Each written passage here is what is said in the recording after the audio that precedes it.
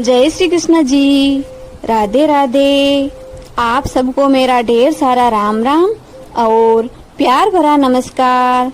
आज मैं आपको नीमड़ी तीज की कथा सुना रही हूँ। नीमड़ी तीज भादवे के महीने में आती है।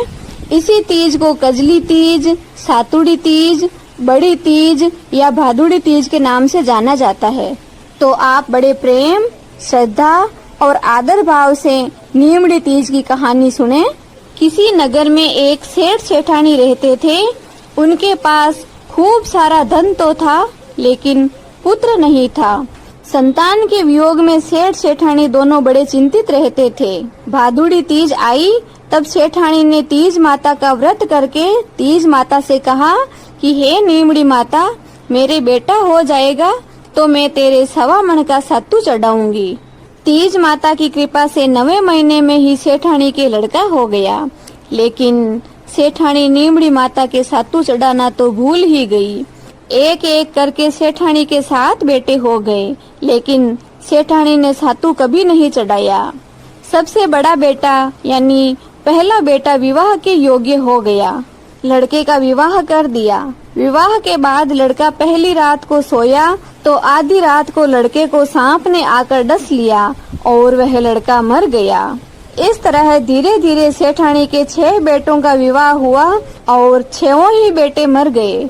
7वें बेटे की समय अनुसार सगाई आने लगी, लेकिन सेठ सेठानी मना करते रहे। गांव वालों के बहुत कहने व समझाने पर सेठ शादी के लिए तैयार हो गया। तब सेठानी ने कहा कि गांव वाले नहीं मानते हैं तो इसकी सगाई बहुत दूर देश में करना है। सेठ जी अपने सबसे छोटे बेटे यानी 7वें लड़के की सगाई करने के लिए घर से चले और चलते चलते बहुत दूर एक गांव में गए। वहां पर 4-5 लड़कियां खेल रही थी जो मिट्टी के घर बनाकर तोड़ रही थी। उनमें से एक लड़की ने कहा कि मैंने इतनी मेहनत से घर बनाया है, मैं तो अपना घर नहीं तोड़ूंगी। उसकी बाकी सब सहेलियां कह रही है कि मिट्टी का घर ही तो बनाया है, क्या बड़ी बात है, इसको तोड़ने में क्या परेशानी है। तो वह लड़की कहती है कि घर तो आखिर घर होता है, मिट्टी का हो या पत्थर का, मैंने इतनी मेहनत से घर बनाया है, मैं तो अपने घर को नहीं तोड़ूंगी। सेठ वहाँ खड़ा खड़ा देख रहा था। सेठ ने सोचा कि ये लड़की बहुत समझदार है। खेलकर लड़की अपने घर जाने लगी तो उसके पीछे पीछे सेठ लड़की के घर चला गया। लड़की के माँ बाप से मिला, बातचीत करके अपने लड़के की सगाई उस लड़की के साथ पक्की कर दी। विवाह का दिन भी पक्का कर दिया और घर आकर विवाह की तैयारी करने लगा। जिस तिथि को विवाह का मुहूर्त था उस तिथि को सेठ बारात लेकर गया और 7वें बेटे का विवाह हो गया। बारात विदा हुई। लंबा सफर होने के कारण माँ ने लड़की से कहा कि रास्ते में यह सातू और सिग डाल रही हूँ, रास्ते में कहीं नीमड़ी पर शाम को नीमड़ी माता की पूजा करके सातू पास लेना और कल्पना निकाल कर ससुरा जी को दे देना। धूमधाम से बारात चली। रास्ते में तीज का दिन आया। ससुर जी ने बहू को खाने के लिए कहा तो बहू ने कहा कि आज तो मेरे तीज माता का उपवास है, शाम को नीमड़ी माता का पूजन करके ही भोजन करूंगी। एक कुएं पर नीमड़ी नजर आई तो सेठ जी ने गाड़ी रोक दी। बहू नीमड़ी माता की पूजा करने लगी। नीमड़ी माता पीछे हट गई तो बहू ने कहा कि हे माते, मुझसे पीछे क्यों हट रही हो, मुझसे क्या भूल हो गई है। इस पर नीमड़ी माता ने प्रकट होकर कहा कि तेरी सास ने जो बोला था कि पहला पुत्र हो जाने पर सातू चढ़ाऊंगी, पर उसे याद नहीं आया। बहू बोली कि हे माता रानी, हमारी भूल को माफ करो, मैं आपको सातू चढ़ाऊंगी।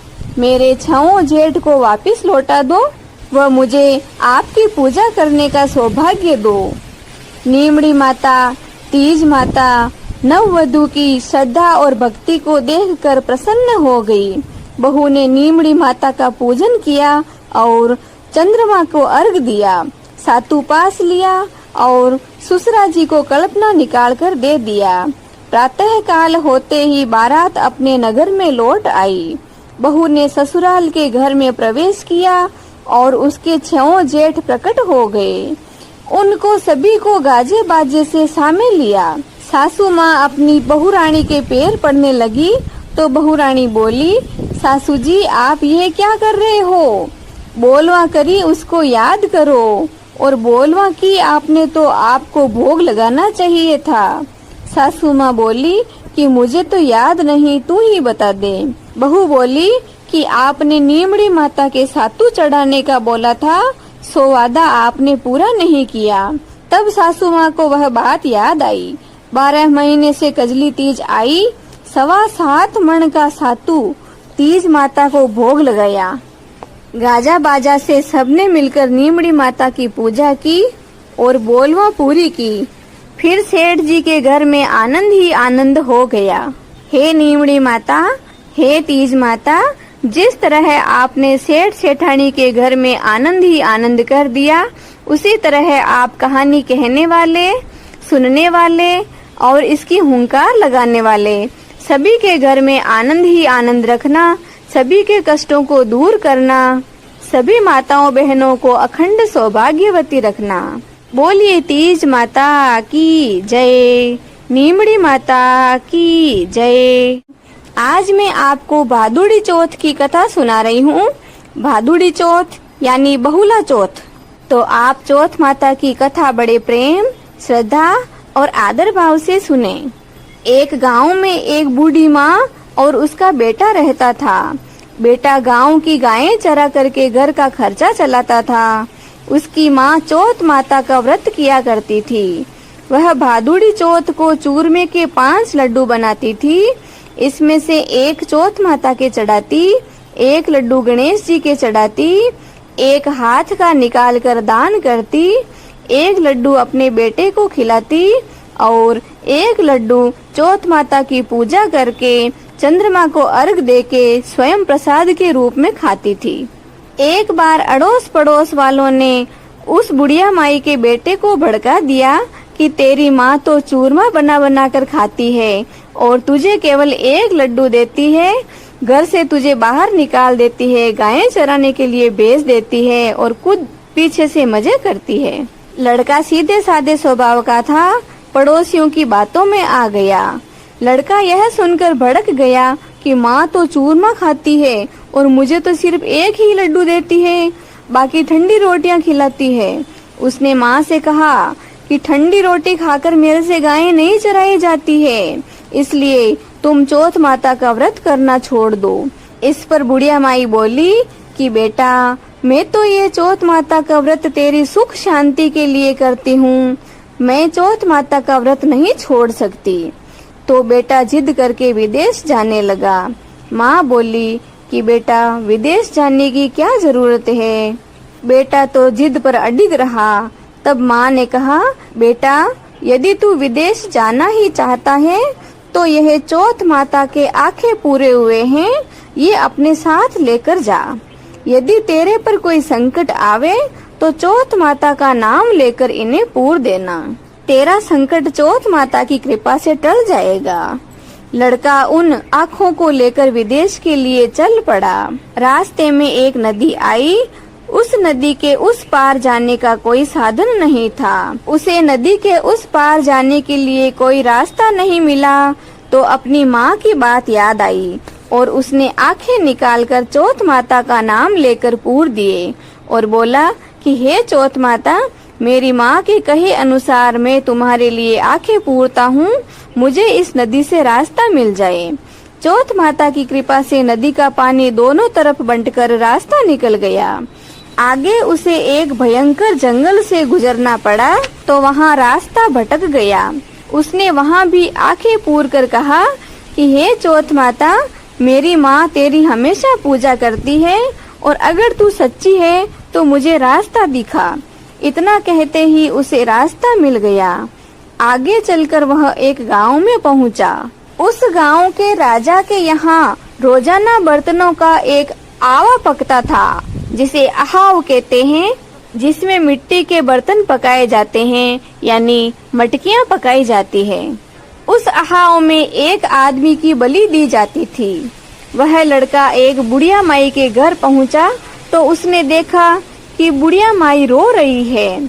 लड़के ने बुढ़िया माई से पूछा कि हे माई, तुम्हें क्या दुख है, तुम क्यों रो रही हो? बुढ़िया माई बोली कि मेरे एक ही बेटा है और कल राजा उसकी बलि चढ़ाएगा। इस पर लड़का बोला कि हे बुढ़िया माई, तू बिल्कुल भी घबरा मत, तेरे बेटे के बदले तू मुझे भेज देना। तू तो बस मुझे भर पेट भोजन करा दे। भोजन करवाने के बाद तू मुझे अपने बेटे की जगह पर सुला दे। भोजन करवाकर बुढ़िया ने अपने लड़के की जगह उसको सुला दिया। दूसरे दिन राजा का बुलावा आया तो बुढ़िया माई ने उस लड़के को भेज दिया।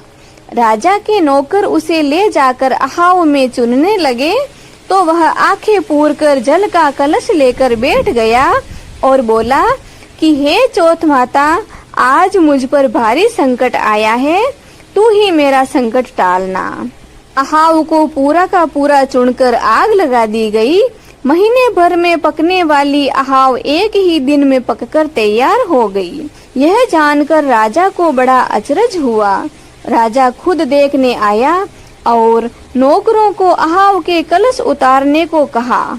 नौकर आहाव के कलश यानी पकी हुई मटकियां उतारने लगे तो अंदर से आवाज आई कि अरे भाई, बर्तन धीरे धीरे उतारना। इस आवाज को सुनकर सभी आश्चर्य में पड़ गए। बर्तन हटाकर उसे निकाला और पूछने लगे कि भाई तुम कौन हो? तब उसने कहा कि मैं वही आदमी हूँ जिसको आपने इस आहाव में चुन दिया था। राजा ने पूछा, तुम बचे कैसे? यहाँ इस आग में तो कभी कोई नहीं बचता है। तब उस लड़के ने कहा कि मेरी माँ हमेशा चौथ माता का व्रत करती है, मुझे चौथ माता ने ही बचाया है। तब राजा ने 2 घोड़े मंगाए, एक पर खुद बैठे और दूसरे पर उस लड़के को बिठाकर उसके हाथ पैर जंजीरों से बांध दिए और कहा कि यदि यह जंजीरें खुलकर मेरे हाथ पैरों में आ जाएगी तो मैं तेरी चौथ माता को सच्ची मानूंगा। लड़के ने आंखें पूर कर कहा कि हे चौथ माता, अब तक रक्षा की है तो इस बार भी रक्षा करना। देखते ही देखते उस लड़के की जंजीरें खुलकर राजा के हाथ पैरों में जा गिरी। राजा ने कहा, तेरी चौथ माता बिल्कुल सच्ची है। राजा ने अपनी कन्या का विवाह उसके साथ कर दिया और बहुत सारा धन माल देकर विदा कर दिया। लड़का गांव के पास पहुंचा तो लोगों ने जाकर बुढ़िया माई से कहा कि तेरे बेटे और बहू आ रहे हैं। यह सुनकर बुढ़िया माई खुशी से नाचने लगी। बेटा उसके पैरों में गिरा। बेटे ने कहा, माँ, यह सब तेरी चौथ माता के व्रत का प्रभाव है, तेरी चौथ माता के व्रत का फल है। इसके बाद उसने सारे नगर में डिंडोरा पिटवा दिया कि सभी चौथ माता का व्रत व पूजन किया करें। राजा ने भी कहला दिया था कि सब चौथ माता का व्रत करेंगे, हो सके तो 12 महीने की, नहीं तो 4 चौथ का व्रत तो अवश्य करना है। हे चौथ माता, जिस तरह आपने बुढ़िया माई के बेटे की रक्षा की, उसी तरह आप कहानी कहने वाले, सुनने वाले और इसकी हुंकार लगाने वाले सभी की रक्षा करते रहना, सभी के कष्टों को दूर करना। बोलिए श्री चौथ माता की जय।